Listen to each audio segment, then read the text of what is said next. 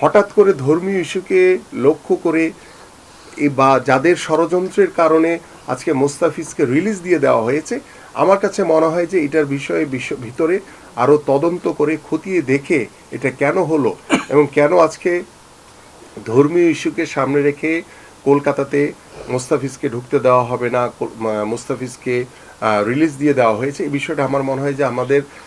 Cricket বোর্ডেরও দায়িত্ব রয়েছে। Cricket board এই দায়িত্ব চাইলেই এড়াতে পারবে না। আমার কাছে মনে হয় ক্রিকেট বোর্ড এই বিষয়টিকে ভালো করে খতিয়ে দেখে এবং আইপিএলের যারা কর্তৃপক্ষ রয়েছে, লাগলে ভারতীয় যে ক্রিকেট বোর্ড রয়েছে তাদের সাথে কথা বলে এই যে ধর্মকে টেনে যারা একটি অসাধু চক্র, যারা বাংলাদেশ বা ভারতের সাথে একটি সম্পর্ককে দূরত্ব তৈরি করার চেষ্টা করছে এবং সেইটার জন্য আমাদের মোস্তাফিজের মতো একজন প্রতিভাবান খেলোয়াড়দেরকে যদি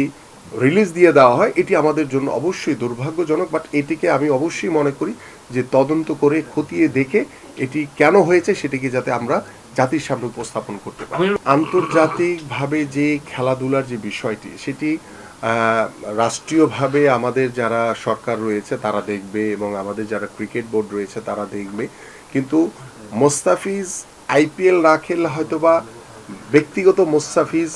ক্ষতিগ্রস্ত হতে পারে আর্থিকভাবে, কিন্তু আমার দেশ মোস্তাফিজকে যে সম্মান দেয়, আমার দেশকে মোস্তাফিজ যে রিপ্রেজেন্ট করে, সেই জায়গায় মোস্তাফিজের ন্যূনতম কোনো ঘাটতি হবে না আমি বিশ্বাস করি। এবং পাশাপাশি আমরা চাই যে সামনের যে বিশ্বকাপ ক্রিকেট রয়েছে সেই ক্রিকেটের এই যে মোস্তাফিজের ইস্যুটাকে কেন্দ্র করে যে বা যাহারাই এই ধর্মকে ব্যবহার করে